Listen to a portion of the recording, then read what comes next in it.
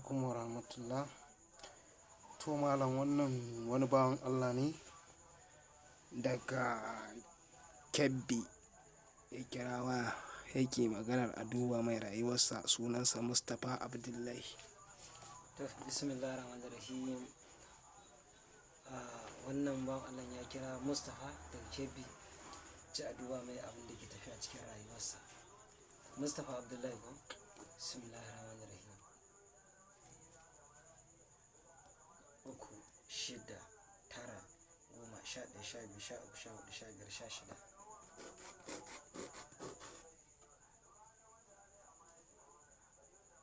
15, 16.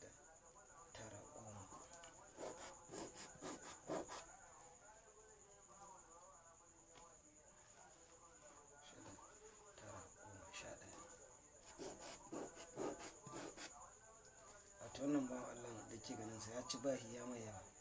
6, 9, 10, 11, 12 ya ci bashi ne, tashi hankali ya mai yawa. Sai dai Allah da ana sa ran da izinin Allah zai samu. Ya ci bashin kuma hanya ta kulle masa, ana ga bashi ga kullewa hanya. Ranar nasa muka duba tun kafin mu gama kasa ta da cewa rufe ki wallahi. Ga kuma tarinya tana son shi sosai, tana son shi.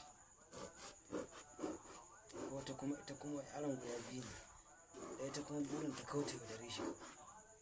Wallahi in bai kiyaye ta da dare shi.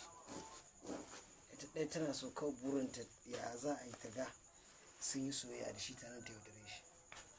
Lallai fi to alhamdulillah mun riga mun gama ƙasa ta ɗebo abubuwa da dama. Ba mu fara rantsar da ita tukunna.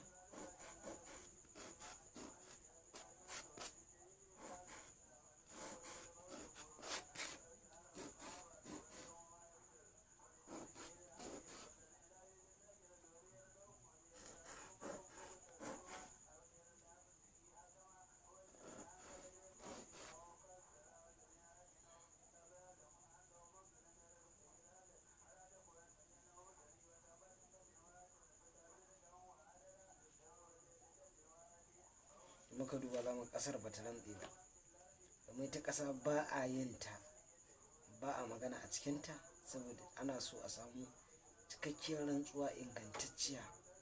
Za mu duba mu ga za mu cika wannan ƙasar babu inda ta rantse a cikinta, ba ta rantse ba. Don haka za mu karkaɗe ta ne mu canza wata. Domin ƙasa in dai ba ta rantse ba to ko an yi hukuncin banza ne. Yasa za ga cewar abin da ke kawowa rashin rantsuwar ƙasa, mutum bai understand ba, na bai sani ba. In ƙasa ba ta rantse ba to za ga idan ka mata hukunci aka haka to sai ga cewar an samu matsala. Abin da kai maganan za ga wasu ba su tabbata ba, wasu za su tabbata, wasu ba su tabbata. Wani ƙasa ba ta rantse ba wai tana nufin cewar wai ba za ta yi bayani ba, bayanin ta faɗa ƙarya ne. A'a, akwai abubuwan da suke gaskiya, akwai abubuwan da kuma suke ƙarya. To amma in ta rantse to shine ake da kyakkyawan magana. In Allah za ga duk abin da ka faɗa to za ga abubuwan sun tabbata. Wannan shine za mu zazzage ta mu canza wata.